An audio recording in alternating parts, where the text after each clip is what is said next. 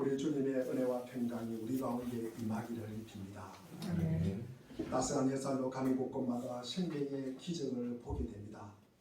그 놀라운 기적을 기뻐하다가도 아프리카 난민들이 지중해의 푸른 바다에 수장된다거나 전쟁에서 죽어가는 이들의 소식을 듣게 되고, 그리고 기독교라는 이름으로 자행되는 살비 교주들의 만행을 접하는 순간 우리는 인간답게 산다는 것이 무엇인가 이렇게 질문하지 않을 수가 없습니다. 세상은 선과 악이 들썩여 있지만 날이 갈수록 악이 기승을 부리는 것 같아서 참 답답합니다. 어둠, 상실, 두려움, 그리고 좌절감을 느끼는 이들이 점점 늘어갑니다.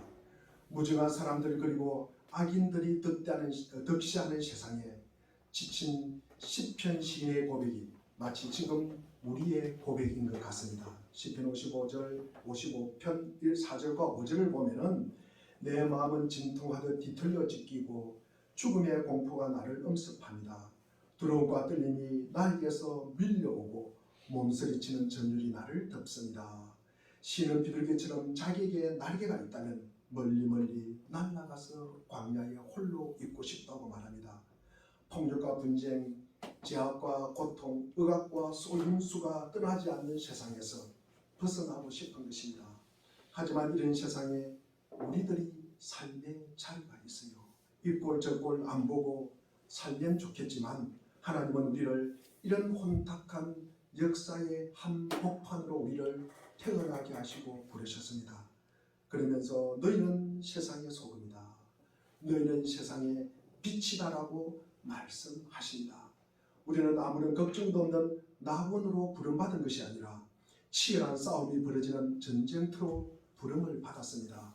그런데 우리 손에 쥐어진 무기는 사랑, 섬김, 배려, 이해, 용서, 그리고 가난함 등입니다. 그리스도인들은 그런 무기를 가지고 세상의 어둠을 극복해야 합니다. 믿음이란 하나님의 꿈을 가슴에 품고 사는 것입니다. 바울 사도는 힘겨운 상황 속에서도 믿음의 길을 걷는 우리들에게 신령한 지혜와 총명, 하나님의 뜻을 아는 지식은 결국 우리를 하나님의 마음에 단단히 결합시키는 것이라고 하였습니다. 하나님과의 일치 혹은 깊은 사귐 속에서 살아가는 삶이 바로 주님께 합당한 삶입니다. 하나님을 믿는다고 하면서 하나님의 마음에 어긋나는 일을 서슴없이 자행한다면 그의 고백은 허위에 지나지 않을 것입니다. 하나님의 뜻을 아는 지식이 있다면 우리는 모든 일을 통해 그분을 기쁘게 해드릴 것을 염원하게 됩니다. 그 결과가 바로 선한 일입니다. 선한 일을 행하는 이들은 하나님과 인간 사이의 질적 차이를 알게 돼요. 그리고 시간과 영원 사이의 질적 차이를 경험하면서 살아가는 것입니다. 그러므로 자신이 누구인가를 알고 그러면서 하나님을 점점 우리가 깊이 만나게 되면 그리하여 하나님의 권능에 힘을 입어서 우리는 더 강하게 되는 것입니다. 고난과 박해와 어려움이 있지만 그리스도인들은 쉽게 넘어지지 않습니다. 사실 세상이 주는 것과 같지 않는 기쁨이 우리에게 있기 때문입니다.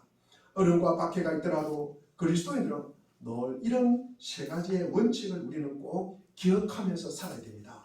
우선 그리스도인들은 비그리스도인, 즉 세상 사람들과 같아요, 달라요? 같아요, 달라요? 달라요. 다릅니다. 우리가 누가복음 12장 51절과 53절에 보면은 예수 그리스도께서 나의 살리게 치지는 갈라놓는 것이 돼요. 분열시키는 것이 돼요. 곧 아버지와 아들을 갈라놓고 그리고 어머니와 딸을 분열시키기 위한 것이고 그리고 사람의 원수가 자기 집안 식구일 수 있다는 것을 우리에게 말씀하고 있습니다. 왜 분열을 시킵니까? 어떤 기준으로 해쳐보여야 합니까? 전통과 혈통이 아니라 믿음으로 해쳐보여 시키는 것입니다. 예수 그리스도의 복음은 그리스도와 비그리스도인을 구별시키는 것입니다. 무엇이 구별한다는 것입니까? 그리스도인은 우리 주님의 성격을 담는 것으로 비그리스도인과 구별된다는 것입니다. 지난 주일에 주님과의 닮음이 항상 박해를 불러들인다고 전하였습니다. 이 세상에서 가장 많이 박해를 받으신 분이 누구십니까? 하나님의 아들 예수 그리스도이십니다. 요한복음 우리가 13장 16절에 보니까 종이 주인보다 높지 못한 법이다. 우리 주님이 최고로 많이 박해를 받았다는 것입니다. 그러므로 그리스도인은 그리스도와 같은 운명을 경험하게 되고 그리고 그것을 체험하게 되고 겪게 될 것이라는 것입니다. 비그리스도인이 그리스도인들을 갖다가 헐뜯습니다. 박해를 합니다. 가정 거짓말로 악담합니다. 어째서 그렇습니까? 그리스도인들은 그들 비그리스도인과 근본적으로 다르다는 것 때문에 그렇습니다. 다르다는 것을 알기 때문에 싫어하고 비그리스도인들이 미워하고 박해를 하는 것입니다. 두 번째, 그리스도인들은 우리가 기억해야 할 것은 예수 그리스도 우리가 안에서 살아야 된다는 거예요. 우리가 예수 그리스도 안에서 살아야 된다. 우리가 그리스도인으로서 어떻게 해야 우리가 예수 그리스도를 닮을까? 여기에 우리가 관심을 가져야 합니다. 우리가 11절에 보면은 너희가 나 때문에 모욕을 당하고 박해를 받고 터무니없는 말로 온갖 비난을 받으면 뭐한다? 복이 있다고 하였습니다. 그러면 왜 박해를 받았습니까? 우리가 그리스도를 위해서 살기 때문입니다. 그리스도 때문에 박해를 받는 것입니다. 그러므로 그리스도의 모든 우리 목적은 우리가 자기를 위해서 사는 것이 아니요 그리스도를 위해서 사는 것입니다. 그리스도인은 새 사람으로서 그리스도로부터 제사함과 새 생명을 받았습니다. 특히 우리가 그리스도의 십자가에 죽으심에 우리 모두는 빚진 자로 거기에서 우리가 살아가는 것이에요.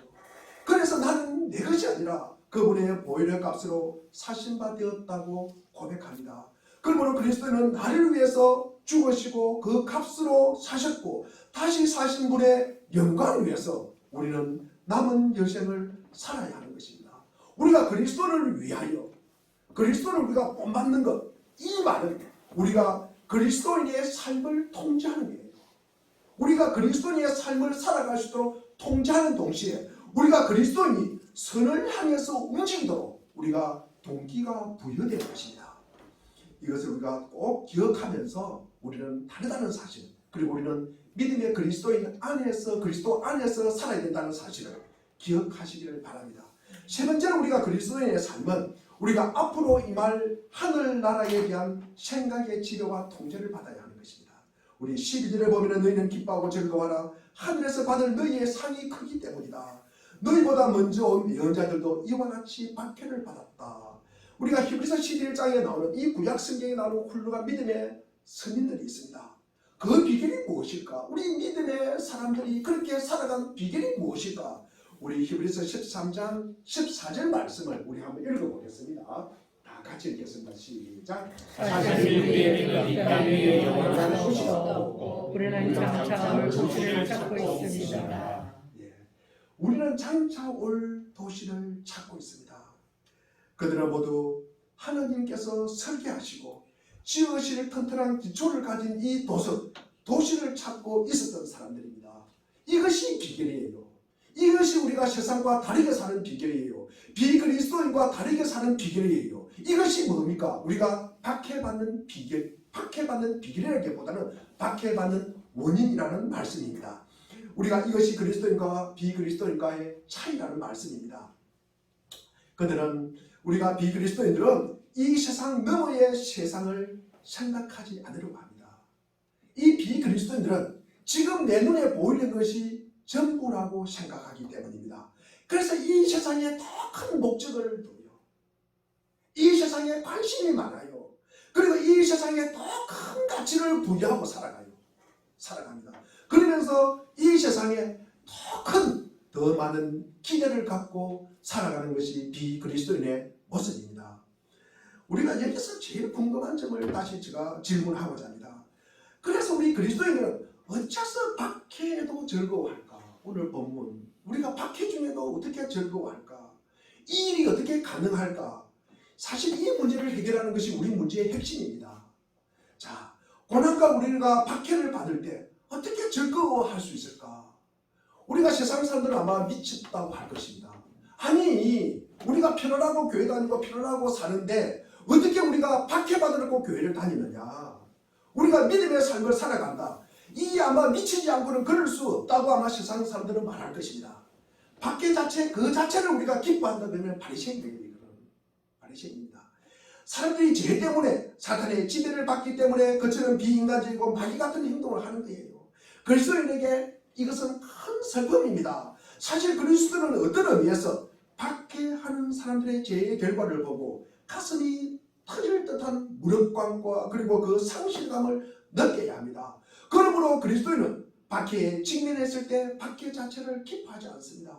그러면 우리가 어째서 우리가 박해에도 무관하게 우리가 박해를 무시하고 우리가 기뻐하며 이 땅을 살 수가 있을까? 우리가 그 이유를 좀 더 우리가 본문 말씀을 통해서 깊이 알고자 합니다. 오늘 본문을 보면은 내가 누구인가를 알며 그리고 내가 어디로 가는가 그리고 내가 거기에 있을 때 나를 기다리는 것이 무엇인가 제가 세 가지로 말씀을 드리겠습니다. 우리 주님의 대답은 이러합니다. 내가 누구인가? 우리가 그리스도인이 주님을 위해 받고 있는 박해는 그가 누구인가? 그리고 어떤 신분인가를 증명하는 거예요. 사실은 증명하는 것입니다. 그리스도로 말미암아서 박해를 받는 자와 박해를 받지 않는 자가 있다면 누가 진정한 그리스도인입니까? 박해를 받는 사람이 진정한 그리스도인입니까? 박해를 받지 않는 사람이 진정한 그리스도인입니까? 아무도 대답하지 않으시네요. 박해를 받는 사람이.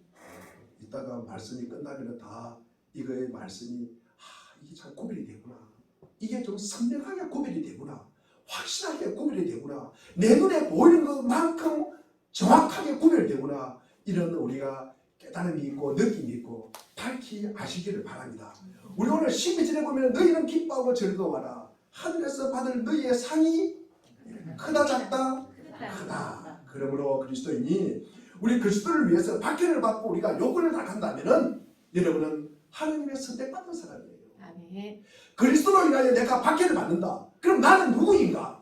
나는 하나님의 사람이다. 나는 하나님의 선택받은 사람이다. 나는 하나님의 자녀이다. 아멘? 아멘. 예. 우리가 이런 어떤 확신을 갖기를 바랍니다. 기뻐할 것은 이거예요. 기뻐할 것은. 우리가 다른 것으로 인해서 기뻐할 것이 아니라 우리가 기뻐할 것은 이거라는 말씀입니다. 이것이 우리 주님이 만사를 승리로 변화시키는 방법이에요. 제가 지난주에 설교 중에 이런 말씀을 전했습니다. 우리가 교회를 다니고 우리가 하나님을 영접하면은 만사 행동할 것이다. 이 말이 참말일까 거짓말일까 이렇게 물었습니다. 근데 주중에 저에게 질문을 하시는 분이 없었어요. 오늘 그 해답을 분명하게 알고 가시기를 바랍니다. 우리가 어떤 의미에서 우리가 주님은 사탄마저도 우리의 복의 근원을 찾아가도록 우리를 갖다가 알게 하는 거예요. 사용된 거예요. 사탄도. 그러면서 사탄은 우리 주님의 중보자 역할을 갖다가 왜곡합니다. 이단들이 다 그렇습니다. 지금 예수 그리스도의 중보자 역할에 누가 있다? 자기가 있다고 보는 거예요. 그리스도인을 박해하고 그리고 불행하게 만듭니다. 그러나 이것을 올바로 보신다면 여러분은 즐거워해야 할 원인을 발견할 것입니다. 그러면서 사탄을 향해서 우리는 고맙다. 너는 내가 하나님의 자녀라는 증거를 제공하고 있구나. 이 사실을 우리는 알아차려야 하는 것입니다. 내가 하나님의 자녀가 아니라면 그리스도를 위하여 박해를 아마 받지 않을 것입니다. 이것이 여러분의 부르심과 자녀됨의 증거입니다. 여러분이 하나님의 자녀됨을 확실히 알게 되는 것입니다. 우리가 그리스도를 위하여 박해를 받는다면 우리의 삶이 주님의 삶같이 되었음을 의미합니다. 우리도 주님이 받은 대우를 함께 받고 있는 것이구나. 우리는 주님께서 가신 길을 주님과 함께 가고 있는 것이구나. 이 사실을 우리가 알게 되는 것입니다. 빌립보서 1장 29절도 말한 바와 같이 사도 바울은 여러분은 그리스도를 믿는 특권일 뿐만 아니라 그리스도를 위하여 고난당하는 특권도 받았음을 말씀합니다. 그러므로 이런 박해를 받을 때 그리스도인은 그가 하나님의 자녀가 되는 증거를 발견하는 셈입니다. 이것은 그가 누구인가? 우리는 어떤 신분인가를 확정시켜주는 것이며 우리는 이것으로 인하여 기뻐해야 하는 것입니다. 두 번째로 내가 어디로 갈 것인가? 이 그리스도인이 주님을 위해서 받고 있는 이 박해는 장차 우리가 가게 될 처소가 어딘가를 분명하게 알려줍니다. 우리 12절에 보면은 우리 12절 한번 읽어보겠습니다. 12절 시작. 너희는 기뻐하고 즐거워하라. 하늘에서 받을 너희의 상이 크기 때문이다. 너희보다 먼저 요한도 이와 박해를 받았다. 자, 우리는 어디로 갑니까? 우리의 영원한 처소가 어디입니까? 천국. 예, 하늘. 그렇죠. 하늘에 받을 하늘로 나라로 간다는 말씀이에요. 우리는 이 땅을 간직하면 하늘나라 가는 것입니다. 이것을 우리에게 보여주는 것이에요. 여기서 우리는 성경에서 일관되게 흐르고 있는 이 법칙입니다. 원칙입니다. 이 원칙은 우리의 최종적인 결말입니다. 그리스도께서 이 일이 너희에게 일어난다면 그것은 너희가 천국에 가게 되었다는 사실을 확증하는 거라는 거죠. 너희들이 그리스도로 인하여 박해를 받는 것은 너희들이 천국행 티켓을 확실히 붙잡았다는 거예요. 거기에 도장을 찍어주는 거예요. 그 사실을 우리가 꼭 기억하시기를 바랍니다. 이것은 우리에게 붙은 천국행 꼬리표예요. 우리가 궁극적 결말, 이것이 확정되고 결정되었다는 말씀입니다. 세상이 우리를 이렇게 박해함으로써 우리가 세상에 속해 있지 않음을 하는 거예요. 나는 세상과 다르게 살아가구나. 이 사실을 우리는 알게 된다는 말씀입니다. 이로써 우리는 천국에 가게 될 사실을 증명하는 것이다. 그리고 그리스도께서 우리로 하여금 항상 기뻐하고 즐거워하게 하는 것이 바로 이것이라는 말씀입니다. 세 번째로 보면은 내가 거기에 이르렀을 때, 내가 하늘나라에 이르렀을 때 기다리고 있는 것이 무엇일까? 자, 우리가 자신에게 물어야 할 질문입니다. 내가 이 땅을 하직할 때 나는 어디로 가며 내가 받을 상이 무엇인가? 여러분은 기뻐하고 즐거워해야 할 원인이 우리를 기다리고 있는 상이이기 때문임을 믿으시기를 바랍니다. 기뻐하고 즐거워하라. 하늘에서 너희의 상이 크니라. 이렇게 말씀합니다. 내가 누구이며 내가 어디로 가며 그리고 내가 거기에 이르를 때 나를 기다리고 있는 것이 무엇일까? 뭐라고요? 우리 고린도후서 우리 4장 17절과 18절을 우리 한번 읽어보겠습니다. 고린도후서입니다. 시작. 지금 우리가 겪는 일시적인 가벼운 고난은 비교할 수 없을 정도로 영원하고 크나큰 영광을 우리에게 이루어줍니다. 우리는 보이는 것을 바라보는 것이 아니라 보이지 않는 것을 바라봅니다. 보이는 것은 잠깐이지만 보이지 않는 것은 영원하기 때문입니다. 그리스도는 항상 이것을 바라볼 수 있어야 합니다. 그런데 어떤 사람은 이런 고상 개념을 아니 우리가 교회 안에서 우리가 믿음 생활을 하면서 하나님 바라보고 살면 됐지 뭘 삶을 바라고 우리가 믿음 생활을 하나? 이렇게 아마 반문하는 사람도 있을 것입니다. 우리가 보상을 구하고 우리가 처벌이 들어오는 따위 이런 개념은 우리가 무시하고 우리가 그리스도인은 그냥 삶 자체를 위해서 살아야 한다. 이렇게 말하는 분도 가끔 계셔요. 그래서 제가 말씀을 드리는 것입니다.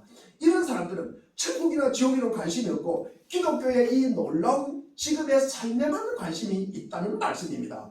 보상이나 처벌에는 관심이 없고 즉 죽음 건너편 부활에 대한 동기도 없어요. 그리스도인은 샤워에서 순전히 기쁨만을 누린다는 이 관념은 많은 사람들에게 어떤 면에서 보면 참 매력적으로 다가올 수가 있습니다. 그러나 주님의 대답은 그들의 자세가 비성경적이며 성경에서 빗나가는 모든 가르침은 그것이 아무리 멋지고 그것이 아무리 화려할지라도 그것은 가짜예요.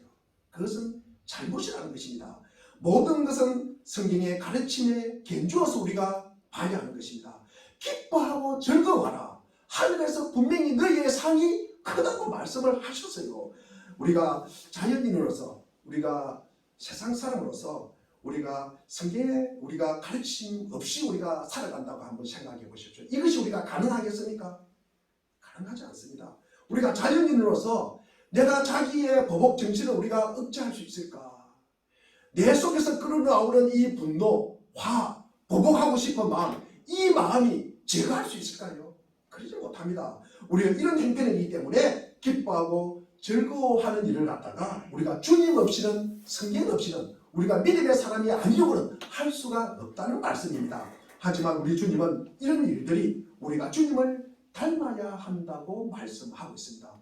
히브리에서도 한마디로 분명히 우리에게 표현하고 있습니다. 우리 히브리서 12장 2절 말씀을 우리 같이 한번 읽어보겠습니다. 시작. 믿음의 상실자로 완성자이신 예수를 바라봅시다. 그는 자기 앞에 놓여 있는 기쁨을 내려다보고서 부끄러움을 마음에 두지 않으시고 십자가를 참으셨습니다. 그리하여 그는 하나님의 보좌 오른쪽에 앉으셨습니다. 아멘. 예수님을 바라보았기에 우리가 이 고난의 십자가를 갖다가 참을 수가 있었고 그래서 하나님 보좌 우편에 앉으셨다는 것입니다.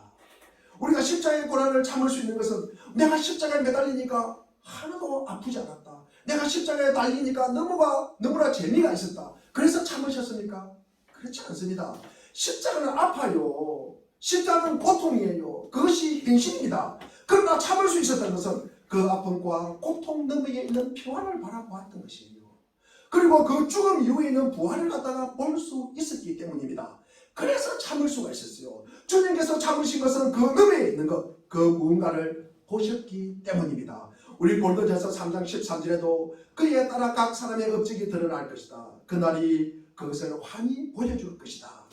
그것은 불에 드러날 것이기 때문이다. 불이 각 사람의 업적이 어떤 것인가를 검증하여 줄 것이다. 우리 한번 읽어보겠습니다. 시작. 그에 따라 각 사람의 업적이 드러날 것입니다. 그날이 그것을 환히 보여줄 것입니다. 그것은 불에 드러날 것이기 때문입니다. 불이 각 사람의 업적이 어떤 것인가를 검증하여 줄 것입니다. 그의 삶은 특히 그의 사역을 지배하는 것은 그날의 모든 사람의 일이 불로 시험을 받을 것이다. 심판을 받을 것이다. 우리가 이 땅에서 살았던 삶이 반드시 불로 심판을 받을 것임을 우리에게 말하고 있습니다. 그래서 보상은요, 그리스도인에게 매우 중요한 일이라는 것입니다. 우리 고린도후서 우리 5장 10절과 11절에 보면은 우리는 모두 그리스도의 심판대 앞에 나타나야 합니다. 그리하여 각 사람은 선한 일이든지 악한 일이든지 몸으로 행한 모든 일에 따라 마땅한 보응을 받아야 합니다. 그러므로 우리는 주님이 들어온 분이심을 알기에 사람들을 설득하려고 합니다. 우리는 이미 하나님 앞에서 환히 드러났습니다. 여러분의 양심에도 우리가 환히 드러나기를 바랍니다. 그리고 디모데후서 4장 8절에서도 이제는 나를 위하여 의의 멸류관이 마련되어 있으므로 어려운 재판장이신 주님께서 그날에 그것을 나에게 주실 것이며 나에게만 아니라 주님께서 나타나기를 사모하는 모든 사람에게도 주실 것입니다. 바울은 자기 앞에 놓여있는 멸류관, 주님께서 자기 머리에 씌워줄 멸류관을 생각하고 있었습니다. 이것이 성경의 가르침입니다. 그러면 이 보상이 어떻게 가능할까? 이 보상이 어떻게 가능할까? 모든 것은 은혜로 말미암아 은혜로 구원받는다고 생각을 합니다. 그런데 어째서 보상을 말하는가라고 묻는 사람이 있습니다. 성경은 이 보상 자체도 은혜로 말미암은 것임을 말씀하고 있습니다. 그렇다면 우리가 구원을 공로로 얻는다거나 우리가 받을 자격이 있다는 뜻은 아닙니다. 하나님께서 우리를 자녀들처럼 대하신다는 뜻입니다. 보상은 하나님의 은혜로 주신 것이며 하나님 아버지의 사랑의 표현입니다. 이처럼 하나님은 주의 일을 하게 하시고 의무도 주게 하시고 그리고 이런 일들의 계약을 맺게 하시고 우리를 격려하고 사랑과 감사의 생각으로 채워주십니다. 어느 누가 천국을 얻을 자격이나 공분을 얻을 것이라는 뜻은 아닙니다. 성경의 가르침은 하나님께서 자기 백성에게 보상을 갖다가 하시는 것입니다. 그리고 보상에 차이가 있다는 말씀을 하는 것입니다. 우리 누가복음 12장 47절과 48절을 우리가 한번 읽어보겠습니다. 누가복음 12장 47절 8절입니다. 시작. 주인께서 알고 주시고 그때대로 행하지 않는 종족은 많이 받을 것이다. 그러나 알지 못하고 매맞는 일을 한 종은 적게 받을 것이다. 많이 받은 자에게 많은 것을 요구하고 많이 맡긴 사람에게 많은 것을 요구한다. 매를 많이 맞는 종과 덜 맞는 종의 차이가 있음을 분명히 말씀합니다. 우리가 주님의 은혜로 구원을 받습니다. 그러나 분명히 차이가 있다고 이야기합니다. 상의 차이가 있다고 말합니다. 이것은 보상이 있다는 것을 우리에게 분명히 가르치고 있는 것입니다. 그리스도인은 항상 종말을 우리가 생각하는 것입니다. 그리스도인은 보이는 것을 보지 않고 보이지 아니하는 것을 바라봅니다. 이것이 히브리서에서 말하는 우리 11장에서 말하는 믿음의 사람들의 비결입니다. 모세는 어찌하여 애굽의 바로의 이 공주의 자식, 그 자식을 우리가 계속 머무르는 것을 포기하였을까? 왜 공주의 자식이라는 그 어마어마한 권력의 자리를, 편안함의 자리를, 그리고 복된 그 자리를 포기를 하였을까? 우리가 일시적인 죄의 함락을 즐기는 것보다는 하나님의 백성과 함께 학대받는 길을 택했기 때문입니다. 모세는 종말을 바라보고 그 후의 보상을 미리 내다보았기 때문입니다. 모세는 이 생의 생각에 머물지 않았습니다. 모세는 죽음과 영원을 바라보았습니다. 모세는 이 생과 저 생의 단절이 아니라 영속되는 것을 보았고 보이지 아니하는 분을 보았다는 것입니다. 고린도서 3장 2절에도 여러분은 땅에 있는 것을 생각하지 말고 위에 있는 것들을 생각하십시오. 우리는 이 세상의 모든 것이 헛되고 사라져 없을 것임을 완전히 우리는 아는 것입니다. 그러나 죽음에 접한 일들 얼마나 우리가 이 땅에서 살면서 바라보고 있습니까? 주님은 기뻐하고 즐거워라. 하늘에서 너희의 상이 컵이라고 하셨습니다. 그렇다면 보상이 무엇입니까? 성경은 보상에 대해서 많이 말씀하고 있지 않습니다. 너무나도 영광스럽기 때문에 말을 많이 함으로써 그 영광이 퇴색시키고 사람의 언어가 우리가 한계가 있기 때문에 그 영광을 오염시킬 수 있다는 것이기 때문입니다. 그래서 그렇더라도 우리가 그분을 그 모습대로 볼 것이며 그 영광스러운 존재에서 우리는 예배를 드릴 것입니다. 우리 계시록 21장 4절에 보면 그들의 눈에는 모든 눈물을 닦아주실 것이나 다시는 죽음이 없고 슬픔도 부르짖음도 고통도 없을 것이다. 우리의 이 몸도 변화되고 영화되어서 아픔이나 질병이 없어질 것입니다. 슬픔이나 탄식이 없을 것이며 또 모든 눈물이 씻길 것이다. 순수함, 그리고 그 기쁨, 그리고 그 영광, 그 놀라움, 그 거룩함, 그리고 그 성결함, 이런 것들이 우리를 기다리고 있다는 거예요. 그래서 이런 것들이 우리의 보상이라는 것입니다. 우리가 이 순간에 살아서 호흡하고 있는 것처럼 확실히 그리스도 안에서 여러분과 제가 맞이할 보상은 이것입니다. 우리가 주님을 만날 때 우리가 더 영광스러운 사람이 있을 거예요. 그런데 거기에 비해서 좀 덜 영광스러운 사람이 있을 것이다. 우리가 주님을 만날 때, 그리고 이 땅에서 우리가 살아가면서 주님을 만나기를 고대하면서 감격하는 사람이 있을 것이고, 그렇지 좀 덜 그런 사람이 있을 것이다. 우리가 주님을 만날 것을 고대하고 너무 기쁘게 우리가 여기면서 살아가는 사람이 있는 반면에 좀 덜 아마 우리가 기쁘게 맞이할 사람도 있을 것이다. 그 영광과 감격과 그 기쁨의 차이라는 것이죠. 그것이 보상의 차이라는 것입니다. 우리가 그러면 이 땅에 살아가면서 누가 더 감격스럽고, 우리가 주님을 맞이할 때도 더 누가 감격스럽고 더 누가 기쁘겠습니까? 그분을 만날 것을 더 사모하고 더 기다리는 사람이 더 감격스럽고 더 기쁠 것입니다. 우리가 이것을 생각하지 않으면서 시간을 보낸다면 우리는 어리석은 사람들입니다. 그리스도인이라면 저 놀라운 영광과 그리고 거룩과 그리고 그 기쁨을 우리가 맞이하게 될 것입니다. 다른 사람들이 불친절하고 잔인하고 악의에 차 있다면 우리가 박해를 당해도 좋습니다. 우리는 스스로 이렇게 다짐합니다. 불행한 사람들아, 너희들은 그리스도를 모르고 살아가면서 이런 짓을 하고 있구나. 하나님을 알지 못하구나. 그러면서 본인이 누구인가를 갖다가 알지 못하구나. 본인이 이 땅에서 영혼처럼 살 것처럼 아마 생각하고 살아가는 사람들입니다. 한 가지 더 붙이면 자기가 어디로 가고 있는가, 자기가 이 땅에 호흡이 끝나면 자기가 어디로 갈 것인가를 모른다는 사실입니다. 그들은 결국 내가 하나님께 속해 있으며 내가 예수 그리스도와 함께 있으며 그분과 함께 기쁨을 나누게 될 것을 우리가 그분을 통해서, 그 사람들을 통해서, 믿지 않는 사람들을 통해서, 세상 사는 사람들을 통해서 우리는 증명하는 것입니다. 그러므로 우리가 박해 당함에도 화를 내지 말고 우리가 대받아쳐서 보복을 하거나 그리고 박해로 기가 끊겨서는 절대로 아니 됩니다. 박해로 인해서 무엇이 나를 기다리고 있는가를 더욱더 우리가 더 선명하게, 우리가 더 분명하게 볼 수 있기를 바랍니다. 그리스도는 말할 수 있는 기쁨이 있으며 그리스도를 우리가 기다리고 있다는 그 영광으로 우리는 충만해야 하는 것입니다. 이 모든 박해는 모두가 일시적이며 지나가는 것이며 이것이 그리스도인에게 영향을 줄 수가 없으며 그러므로 그리스도인들은 이것을 하나님께 감사해야 하는 것입니다. 우리 로마서 8장 우리 18절 우리 한번 읽어보겠습니다. 시작. 현재 우리가 원하는 장차 우리가 영광이 되는 아무것도 아니라고 나는 생각합니다. 그래서 우리가 천국을 좀 이상하게 생각하거나 우리가 천국을 두려워하거나 피하는 마음이 있으니까 우리는 천국 생각으로 기뻐하고 즐거워해야 합니다. 참된 그리스도인의 삶은 바울과 같이 우리 빌립보서 1장 21절에 보면은 나에게는 사는 것이 그리스도이시니 죽는 것도 유익합니다. 어째서입니까? 어째서 이 고백을 합니까? 어째서 이 말을 갖다가 합니까? 그리스도와 함께 있는 것, 그분과 함께 있군요.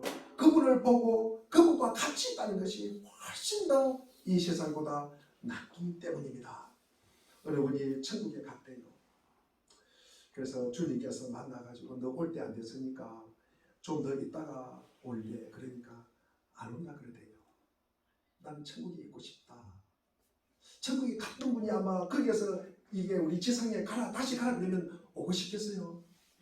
그렇지 않습니다. 여러분, 우리가 이런 일을 갖다가 우리가 점점 더 많이 생각할수록 하나님 나라에 대해서 실제로 우리가 더 많이 하나님 나라를 우리가 깨닫게 되는 거예요. 우리가 추상적인 하나님 나라가 아니라 이 하나님 나라가 우리의 가슴 속에, 우리의 머릿속에, 우리의 상상 속에 이것이 분명히 그려지시기를 바랍니다. 확실하게 그려지시기를 바랍니다. 보이는 것보다 더 분명하게, 그리고 더 선명하게 우리가 이 땅에서 느끼면서 경험하면서 살아가시기를 바랍니다. 이게 우리의 삶에 살아 역사하시기를 주의 이름으로 축원드립니다. 우리는 다른 무엇보다도 이런 것을 더 우리가 소망해야 합니다. 그러므로 기뻐하고 즐거워라. 하늘에서 너희의 상이 큼이라. 하늘에서 너희의 상이 큼이라. 얼마 전이 아니라 서불전 목사님에 관한 일화입니다. 이분도 말년에 많은 병을 앓았습니다. 그래서 성도들이 찾아와서 목사님을 위로합니다. 목사님 많이 아프시죠? 이때 목사님께서 이렇게 대답했다고 합니다. 맞아요. 아파요. 아파도 너무 아파요. 그런데 주님은 이 고통보다도 더 가까이 내게 와 계십니다. 아프고 고통스럽습니다. 그러나 주님은 그 고통보다도 더 가까이 내 곁에 계신다는 사실입니다. 그것 때문에 그런 고통 속에서도 황홀한 주님의 은혜를 체험하고 있었던 것입니다. 우리는 우리가 경험하는 고통의 이유를 다 알 수가 없습니다. 고통의 현장 속에서 왜 내 삶 속의 장에 이 고통이 찾아오는지도 모릅니다.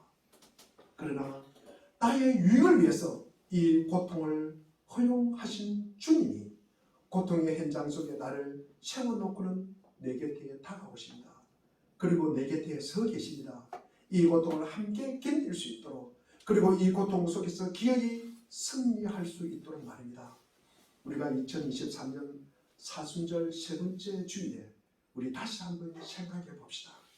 성경에서 그렇게 많이 말하는 고난, 박해, 이 대한 이야기는 우리가 거의 듣지를 못합니다.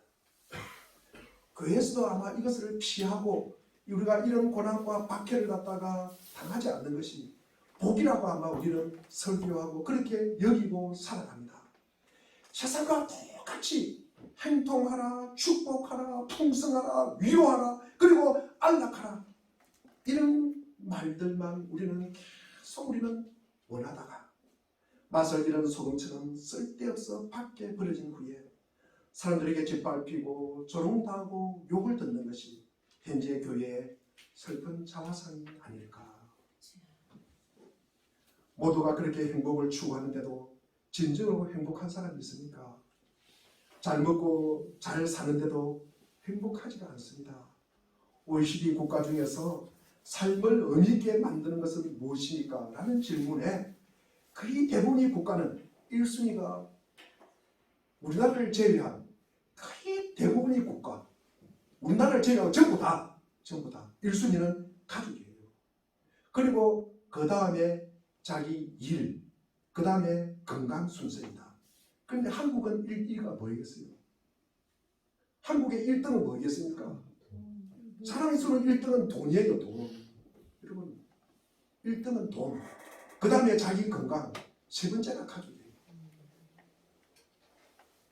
한국인 중에 나는 외로움을 느낀다는 사람이 55% 이상이에요. 1년에 자살을 우리나라만 작년만 13,352명이 합니다. 하루에 36명이 자살을 합니다. 1시간에 1명 반입니다. 2시간에 3명이 자살을 하는 나라에 우리가 살고 있습니다. 이게 정상적인 나라입니까? 이 말은요, 왜 이런 일이 일어날까? 이 돈이 진짜 복이 아니라는 것 때문입니다. 우리가 이것을 깨달아야 되는 것입니다. 주를 위해서 고난받기를 기뻐하고 사랑하는 주님 때문에 우리가 고난받을 수 있는 것 있다. 우리가 주님 때문에 우리가 고난받을 수 있다. 이것보다도 더 큰 행복과 복락은 없다는 것입니다. 이것을 우리가 알고 깨닫고 믿고 살아가야지 가장 서두에 말씀드린 인간답게 사는 길이라 저는 그렇게 생각합니다. 주님과 한 길을 가는데 오는 박해와 고난을 기뻐하십시오. 여러분, 고난을 면하거나 우리가 두려워하지 마시기 바랍니다. 질려가는 지름길이나 남들이 좋다는 길을 말고 주님의 길로 가는 동안 기뻐하고 즐거워하고, 그리고 고난받음으로써 이 땅에 주님의 영광이 회복되고 교회가 존영하게 되는 아름다운 일들이 우리의 삶 속에서 있기를 소망하고 축원드립니다. 기도하겠습니다.